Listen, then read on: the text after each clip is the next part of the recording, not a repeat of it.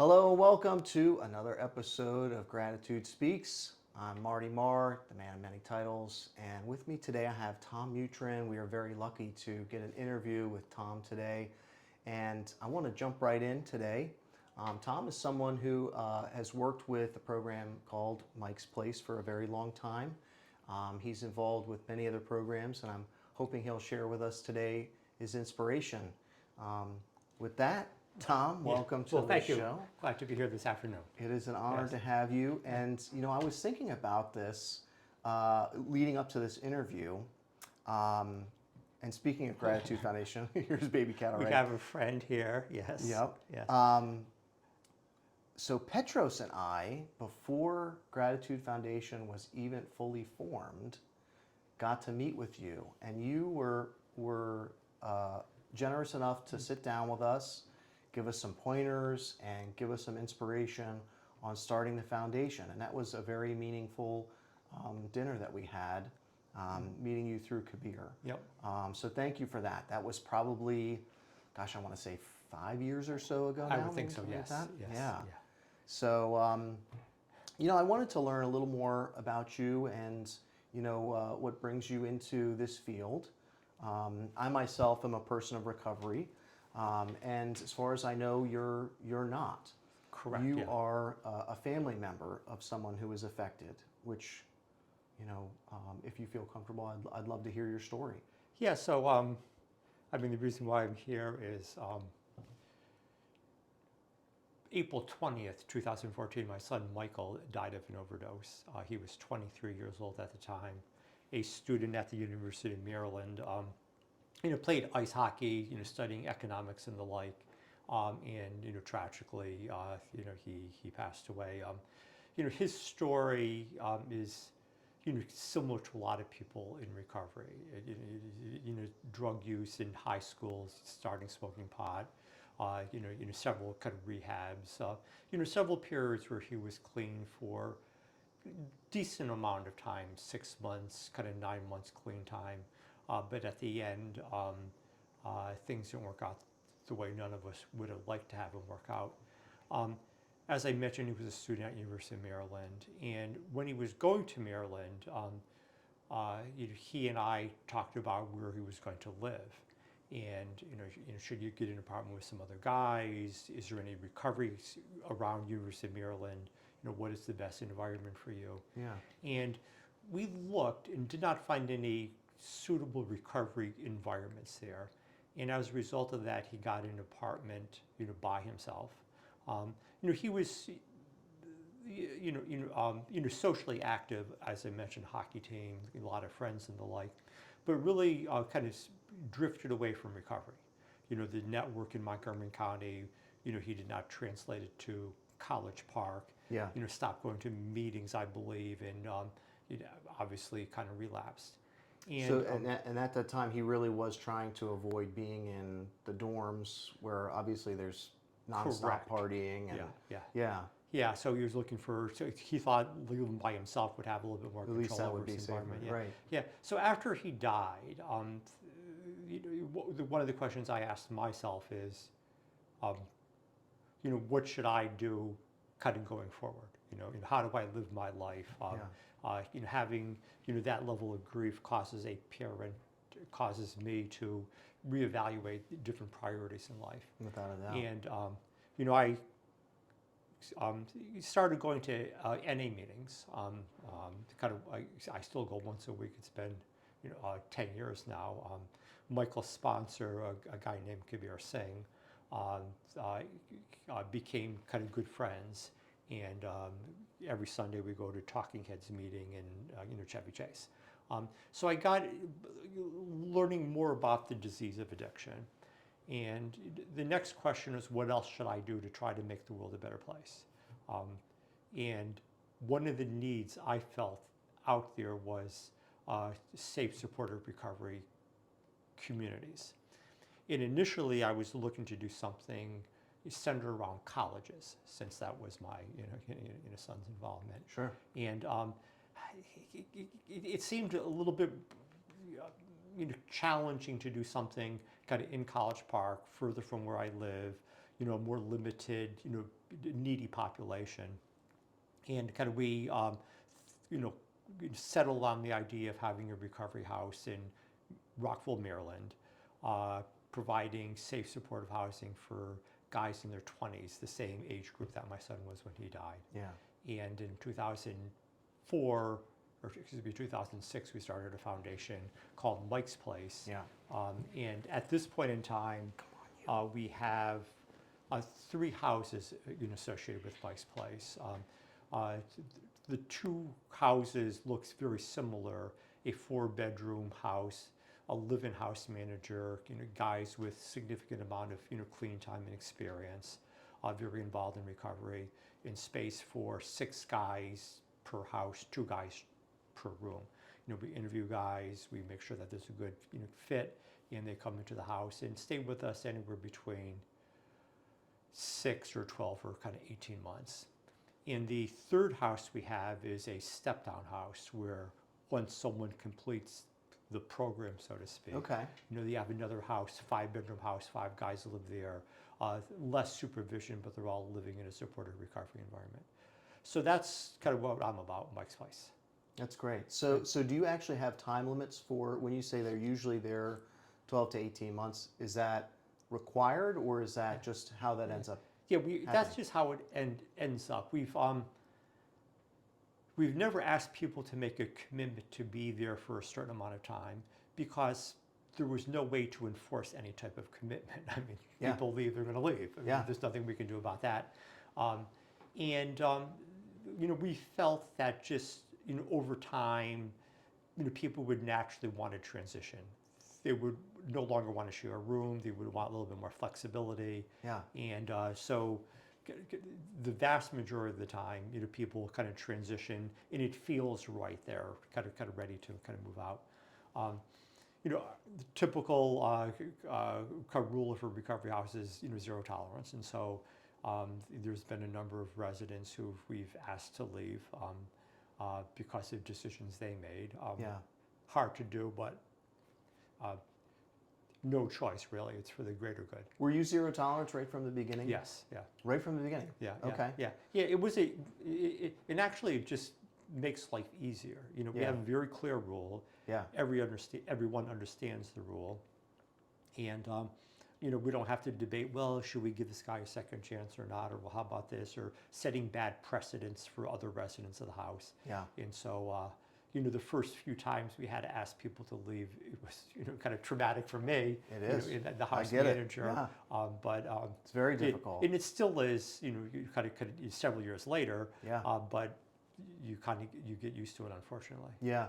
I think it's also where you get the conviction from, right, in keeping the house safe. Yeah. You build that up over time by knowing, and I'm actually, I have to say, I was not 0 tolerance the whole time, and it was really a mistake. But I made it for the right reason, Yeah. right? I made it because of that, how that felt to have somebody leave the house. But what ended up happening is I had a 0 tolerance, and then I loosened up on it, right? And I probably loosened up on it. This would have been 2016 or 2017. I probably loosened up on it also because I was nervous about filling the beds, right? So it was 2 guys, I remember, and they were like friends. They came in together. One of them relapsed, so I wanted to keep them together, right? I bend the rule. Long story short, the next person that relapsed referred back and said, well, why would I get kicked out? They got to stay. Yeah. And so, that for me was really pivotal in, okay, now I see I'm basically setting up somebody for a relapse by leaving room in there for them to stay. And our level of care is not one where, you're staffed 24/7. You're not, going and doing, room searches every other day, or, it's just not the same level of care. So when the expectation is that they come in and they know this is only 0 tolerance. This is a place to stay clean, not a place to get clean. This is only a place that you're going to live if you want to be in recovery and work a program. Then it is really different when somebody makes the choice to relapse. Yeah. And it is a choice, because if they're, if they're coming into a program and they're deciding to leave, they are making a choice to do that. Addict or not addict, it's still a choice to relapse and use. So yeah, I relate with that so much, the feelings, and anybody who's run a recovery house knows, what that feels like to have somebody.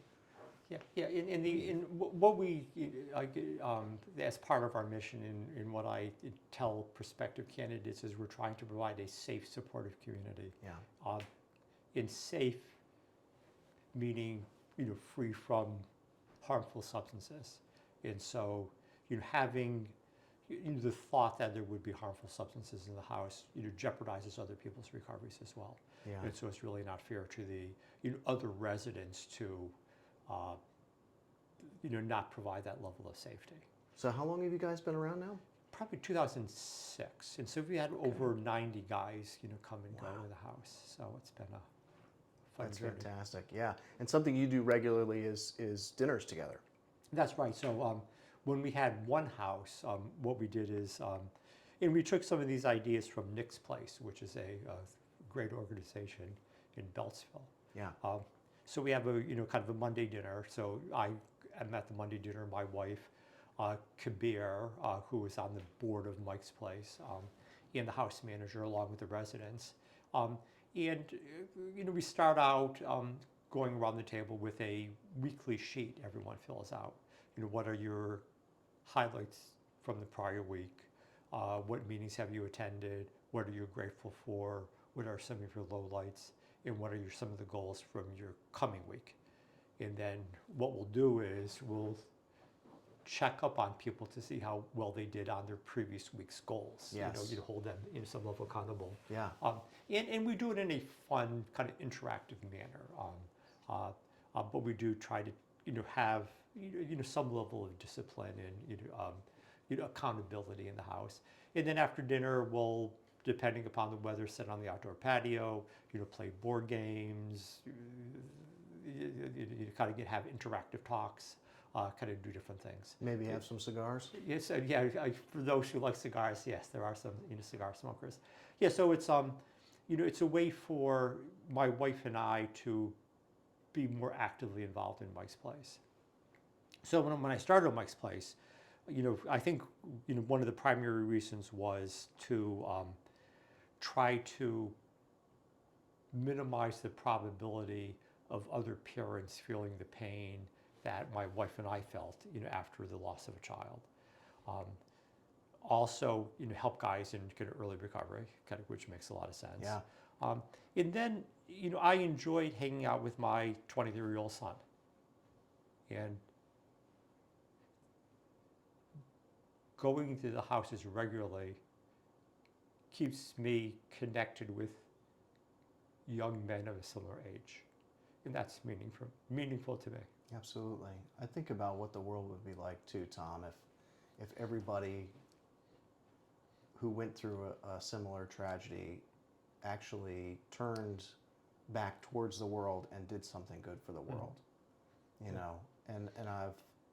I admire your life a great deal, but especially because of your willingness to not just hide away in that pain, but to actually make the world a better place. And I think that's so special to do, which is part of my motivation in, I feel like in a lot of ways, like it's atonement, right? For the damage that I did. Yeah. And, to be able to, especially with young men, right? Especially with being able to intervene, teach community, to have that togetherness, because the lasting change can be the whole rest of their life. And the ripples really do go so much further than us in our house, right? The ripple effect from, that guy to his family, to his coworkers, to the people in his immediate, space, to, the car accidents that maybe they don't get into. So, I just think of the further and further effects that, having these places really do make. And the communal living aspect, I can't say it enough. I just really think it's a more natural way to live. Yeah. Right? You coming to that dinner and sharing your wisdom with the guys, you know, your lived experience with them is so valuable. And where else is that really happening in life? You know, there's not a lot of spaces where we're coming together to eat with people that maybe we would have never met otherwise, right? There's not a lot of other spaces where this is taking place. So, yeah, we had a couple of residents, and there all sorts of kind of residents of different kind of backgrounds and family kind of dynamics. A few residents, hey, I never had family dinner in my whole life. Yeah. This is a foreign concept to me. Yeah. Yeah. Absolutely. Yeah. So, Yeah. so the houses, it sounds like two of them are a little more involved and the other one is pretty independent. Yeah. Do you still have a house manager at the third house? No, I don't have a house manager. So no one's appointed. No. So it's pretty much run by just the guy. Yeah. There's not a lot to run. I mean, the house has to be kept clean and let the guys decide among themselves, who does the chores and mows the lawn and things like that. So do they still go to the house meetings? No, optional. they don't. No, they don't. I mean, Okay. But I still see them around. So the more independent house, once a month I'll have breakfast with the guys, just so I see them. Nice. I keep in touch. And what we're seeing is, the people who've graduated to the second house, they're actually interfacing with the other guys, the newer residents, and so. The houses are all within very close proximity to one another, within a 2-block radius. Oh, okay. And so, what's up, chat? Hey, and I'm going to go to a meeting tonight. Hey, I need a ride for this. And so we're seeing some nice, interaction among the, 3 houses. So besides Monday and Tuesday dinners, I have Monday dinner at one of the structured houses, Tuesday dinner at a second structured house. Every Thursday night, my wife brings all 3 houses together and hosts a dinner, and kind of optional, not required. Mm-hmm. And sometimes 5 guys will be there, sometimes 9 guys or 10 guys will be there, and it gives a chance for some of the guys with a relatively short amount of recovery, 30, 60, 90 days, to interact with someone with 1, 2, 3 years. And so it's trying to build that sense of community. That's fantastic. Yeah. That's really great. Yeah, and I took some hints from you. We went on a camping trip, kind of into this kind of June with all 3 houses involved, and we'll go on sports excursions, see a hockey game, see a baseball game, various activities. So trying to again do things to create that sense of community. I mean, it's so powerful, right? Yeah. What happens in front of a fire together when you're camping, it's hard to explain how really important that is for guys. And the lights turn on. It's, so at our camping trip that we had last time, which got totally rained on. Okay. But I loved it. Yeah. I think I loved it for the challenge, right? But I also loved it because it really showed, to me, it was kind of like God's will, right? The rain stopped just long enough for us to arrive and set our tents up. Downpour again, right? And then it stops for our morning meeting. We go out for a hike, downpour again, right? Then it clears up for our evening meeting. Downpours overnight, then clears up enough time for us to pack up. Like, it was incredible, but we didn't have our cell phones service. So when I originally went out there, some people did, but for the most part, everybody was without cell phone service. I didn't realize, because I took one phone out there, I broke that phone before the trip actually happened, and I had no cell phone service. So most of us were without. That was the longest that I had gone without a cell phone since I got out of rehab. And it was amazing. Yeah, nice to unplug, huh? It was so nice to totally unplug, to just be there with each other. And that was a big part of what the guys shared about is, just having that disconnection enough to actually connect with the people around them. Was really powerful. So you guys thinking about doing another trip anytime soon? What's your next plan? So I'm not sure what our next plan is. I liked the camping trip, so we'll probably do some more camping trips. Okay. Kind of sports events. And what we're saying is the guys from the 3 houses will start, one guy's kind of very much outdoorsy, likes to go on hikes. Hey, who wants to go on a hike? And so, 4 or 5 guys will go on a hike or could do different things together. Nice. So we're seeing, that level of, positive interaction, people hanging out and becoming, good friends. Yeah. Yeah. Yeah. Well, if you guys want to, they can come with us on the tubing trip. Okay. Okay. And I wouldn't mind, covering that for them even if they're into it. Okay. It's going to be like a day event. It's going to be really, really fun. I Okay. can't wait Harper's Ferry area. Harper's Ferry. Okay. That's Good. exactly right. Yeah, Yep. okay. The River Riders. Yeah. Yep. So we'll do a 2 o'clock. So that'll give us enough time to like hang out beforehand, have some sandwiches, and chat about safety. Yeah. And, Yeah. looking out for each other, and Yeah. have like a mini meeting, and then we'll probably get dinner afterwards too before everybody parts ways. But yeah, the Cumberland House is going to come down, and should be a really, really good turnout. Also, to me, this is a good way because I want to do more stuff where we can have people from the community participate as well, right? So it's us, but it's also, our whole sphere. Mm-hmm. And speaking of Nick's Place is doing, what weekend is that? Is that the 24th? Nick's Place is doing their cornhole tournament. Okay. Which is a big hit. I think they got like a trophy last time, and they gave out cornhole boards. Okay, I'll have to mention to the guys at the house because a few of the guys are a little obsessed about cornhole. Oh, really? And they're quite good. If so you got some cornhole champs. Yeah, we have some people who are quite interested in cornhole. Let me double check what day that Yeah. is. Yeah, it's the 24th. Okay. The 24th, and then our tubing trip is the 25th. Yeah. So Good stuff. yeah, it would be great to have you join us if you're interested. Okay, good. I'll keep that in mind. So your guys usually are going to be coming from a rehab or a treatment already? Yeah. Typically, someone's coming from a 30 or 60 day, kind of treatment facility, and they're looking for, what comes next after treatment. Yeah. As I mentioned, we'll get some referrals from some treatment programs that we know about. We have a website, and we've been doing this for a while, so there is some kind of word of mouth. Yeah. And once we get the application, some basic screening, to kind of make sure that they would be a kind of reasonable fit, and then we'll have an in-person interview, or ideally sometimes we do it via Zoom, and we want to make sure that there's kind of the right chemistry. Certainly I don't want to bring anyone into the house who we think will be very disruptive or a bad influence on the dynamics. Sure. You're always trying to get that kind of right balance of dynamics. Yeah. And over time, people are people, and some people are going to kind of become good friends. Some people are, Sure. kind of rub You don't have to one like another. everybody. That's right.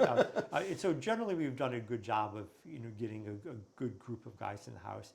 In the past, there's been a few people who have probably not been a very positive to the overall community, and in a few cases, we had to ask them to transition out of the house. When someone uses, it's a very easy decision. Black and white, you're gone.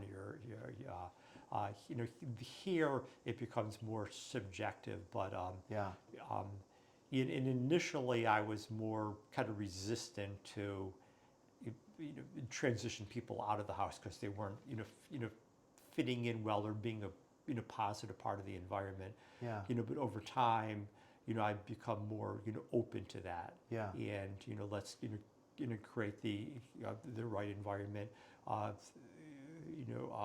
Beds or space at a well-run recovery house are a scarce resource, and want to provide it to someone who can really take advantage of it. Yeah. And if someone is there and they're not taking advantage of it, and they're not building a network, they're not becoming part of the community, sure, they have cheap rent, but that's not our purpose, to subsidize someone's rent. That's right. And so if they're not taking advantage of what we have to offer, let's bring in someone who can take advantage of.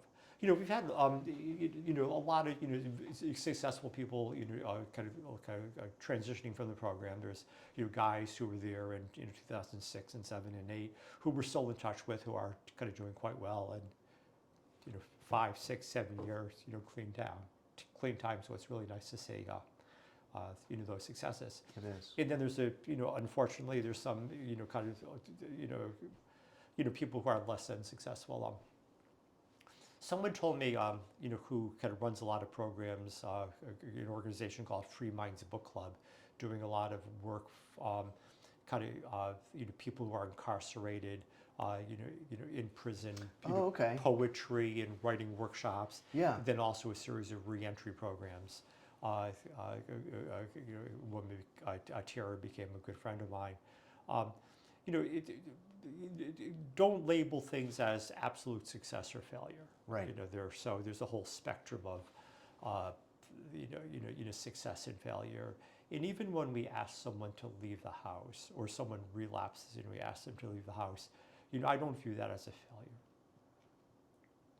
failure. Hopefully they've learned something from being in the house. Some seeds were planted. They saw glimpses of a new way of life. Yeah. And as a result of that, I like to believe, that we provided, value to them. And so I'm not going to label that as a failure. I'm going to, think that there is some level of success associated with that. Yeah. Yeah, it's interesting to think about the guys over the years, because I talked with Bill, the house manager for Tradition House, and in there at first I was like, yeah, we haven't really asked that many guys to leave that haven't relapsed. And after the interview I was like, yeah, I can think of lots of guys actually that I've asked to leave. Yeah. One guy was trying to sneak girls in. One guy who, kind of like what you were describing, he wasn't taking the program seriously. I remember one time after he got in trouble, he actually brought a masseuse into the house, and in the living room, getting a massage, right, with like no clothes on. He's in the middle of the living room getting a massage, and I'm like, what? Like, who would even do that? You know? And so it's like, those people having to ask them to leave. And I like how you said, transitioning them out, because very rarely in those instances was it a get out. It's a, by next week, I want you to find another place, right? And if they're still there at that house meeting, it's like, okay, well, you're supposed to be out this week, so where are you moving to? And I've been recently trying to figure out, even for the 3.1 that I work at, what are we considering a success? Because if there is breath, there is a chance, right? If there's life, then there's a chance at recovery. And a lot of guys, especially in the treatment end of things, they're not ready, and you can't force them to recover. You can't force anybody to get this if they don't want it. And even if the guys really seem like they're going to, it doesn't mean that they're going to stay clean. And it really is a baffling disease that we deal with. It really is confusing, to say the least, of how to handle certain situations. Guys that they've left the house. There was one guy I could think of. He left the house because he wanted to have a job that only allowed him to schedule during our house meetings. And I draw that as a hard line. Yep. You have to come to the house meeting. And he left, and he died. And I still think about him a lot, about like, should I have bent that rule, or should I have actually called his work for him? Because here's what I found. Since then, I've really pushed guys to actually, let me make sure that your employer really is saying that. Talk to your employer, make it clear I have to be here on this particular. Did you actually talk with your employer, or are you just saying they're not allowing you to, right? I mean, little stuff like that. It really is kind of, it's tough, right? And that's why when people come to me and they're like, well, I want to do what you did. I want to open a recovery house. I'm like, man, make sure your heart is in it, right? Like, for me, this is not like an income stream. This is like a life or death thing where we're really trying to help people. Yeah, I mean, you mentioned a former resident of your house, kind of died. We had two former residents, after they left the house, kind of died. Unfortunately, this past May, a resident of the house overdosed and died inside the house just after celebrating a year clean time. So a very, sad story. Yeah. And it just reminds us, the residents of the house, that we can have fun in recovery, joke around and go camping and play cornhole and get various games and have fun. But at the end of the day, it is a matter of life or death, and it is kind of very serious. And so I think it's important for us to continue to reinforce that message. In a message that my wife feels very strongly about is, if you see something, say something. And so we continue to reinforce that among the residents. If you suspect some type of, odd behavior, kind of usage or kind of mental health issues or, suspicious Isolation. behavior, Yep. just kind of let someone know. And it's going to protect, that individual is going to protect you. And after this one fellow, kind of, OD'd in the house, a lot of, soul searching. Well, maybe 2 days ago he acted a little strange, and maybe I should have perhaps said something then, or kind of nothing to do at this point in time, and with Monday morning quarterbacking kind of works great, right? There's a lot of things I would have done differently in my life, kind of what I know now.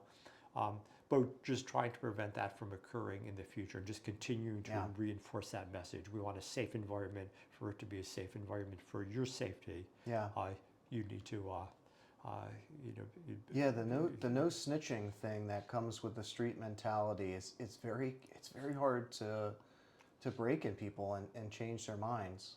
But I always say observe and report, right? See something, say something. That's exactly right. And it doesn't have to come from that person. That's what I always say. When I bring something up, or if we're aware of behavior, I'm not going to say so and so told me so. That's right. Yeah, tell the house manager. You tell the house manager. We'll deal with it directly. I had to get to a point where it was always afterwards, after a relapse, that everybody would say, "Oh, I knew 2 weeks ago." Yeah. Where were you then? Yeah. Please, what happened? Right. What happened? Yeah. And most of the time, here's the truth, right? They're relapsing because of an issue that's going on in their life, whether that's money or relationships. That issue usually can be solved if we can bring attention to it, right? We can get through anything together if we're actually willing to talk about what's really going on. The drugs are never the answer. They're never going to be the answer. Yeah. And if we don't know that somebody's dealing with something, and that's me too, right? When I'm dealing with something, my first reaction is to clam up, especially when I was new. I was quiet as could be, you know? So it's that somebody's go-to, having that environment, allows for a safe place to be able to open up, but we sometimes need to, crack them open. Yeah, so we believe in 12-step recovery, for obvious reasons. So residents are expected to go to at least 4 in-person meetings a week. Have a sponsor, and as a result of that, hopefully work with a strong program of recovery. So developing a strong 12-step network is kind of very helpful. There's the other residents of the house who are all in recovery. There's the house manager. So we're trying to provide those kind of resources so people can have that support that they need. But in some cases, people don't take advantage of it and kind of, as we spoke earlier, make a decision. And we're just trying to kind of minimize the probability of that occurring. So what games are popular at your house? Let's talk about some gratitude stuff. What's popular at your house? Yeah, there's this one board game called Sequence. Okay. It's kind of a card bingo-ish type of strategy game. Yep. And we can play with any, kind of 9, 10 players, and so that's a lot of fun. There's a game called Loaded Questions. Yep. Where people try to be as outlandish as they possibly can be. So just very, a lot of crude, kind of funny type of activities. One of my least favorite games is Cards Against Humanity. Okay. But my wife likes Definitely it. Popular. So my wife likes it, so they'll play typically when I can't make a dinner. Cornhole outside in the wintertime, so that's fun. Excellent. Yeah. So it's fun to do things like that. Yeah, that's great. Yeah. Nice kind of ways for us to just have fun together. Yeah. Have you guys ever played Wolf? We have. We did it maybe once or twice. It didn't seem to resonate with the folks. Okay. Yeah. Yeah, Wolf Mafia, it's kind of the same game. I think you recommended it at one point in Okay. time, and so I said, hey, this is another game, but for some reason, I'm always on the lookout. Sequence is a great one, actually. I need to bring that back. Yeah. I'm always on the lookout for larger group games because most games are designed for like 4 to 6 people, and we need like double that. Yeah. You know? Well, I think one of the things I didn't care for about Wolf too much is, it starts out with 10 people, and then a person gets eliminated. And then they're just right, sitting. and so they're just sitting there while everyone else is kind of interacting with the game. And so, if you're one of the last few left, it's a little bit more interesting. But if you're eliminated for whatever reason, or usually no fault of your own. yeah, that's right. Yeah. So, but it's fun to do things like that. Yeah, definitely. Yeah. All right. Well, is there anything? Let me ask you this actually before we get to the end part, because I was going to ask for advice that you would have for us, and really, advice for life in general. Yeah. But I did want to ask you as well. You are in fantastic shape, and I would love to know what your regimen is. How do I stay in as good a shape as you? Oh, geez, thank you. It's kind of you to say.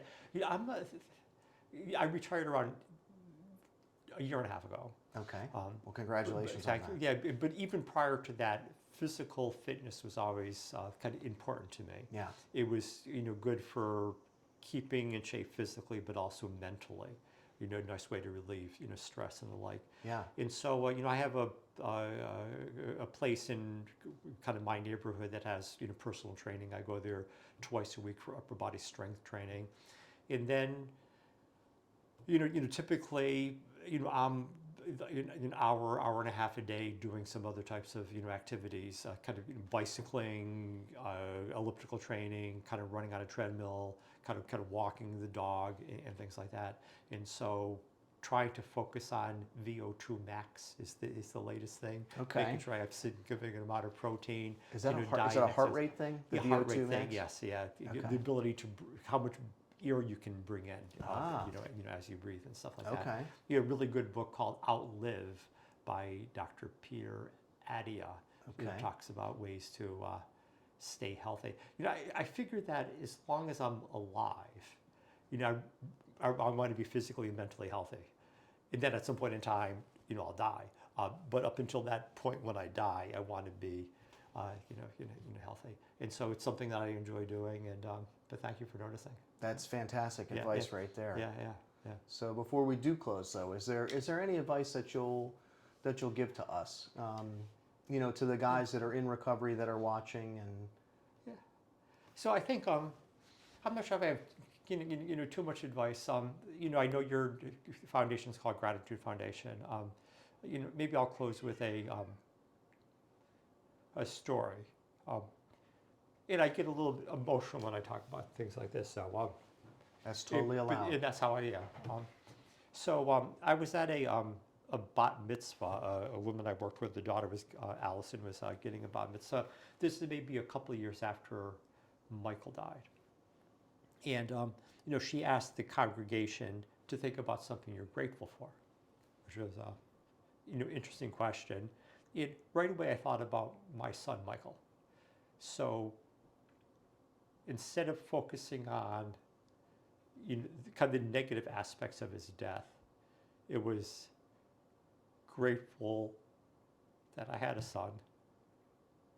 He was a good friend to me, and he was a strong part of my life for 23 years. And so grateful, that he existed. And in the work that I'm doing, helping other people, really emanates from that kind of tragic event. So to me, it's a way to honor his memory as well. Trying to do something to help myself, help the world, help guys in recovery, try to make the world a better place. So. Beautiful message. Thank you for that. Sure thing.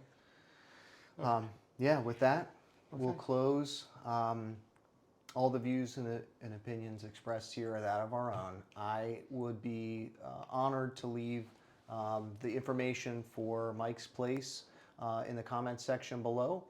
And I'm sure there's a waiting list. I'm sure it's not easy to get into, but I think probably one of the best, if not the best, programs in Maryland that's available for guys that are staying clean.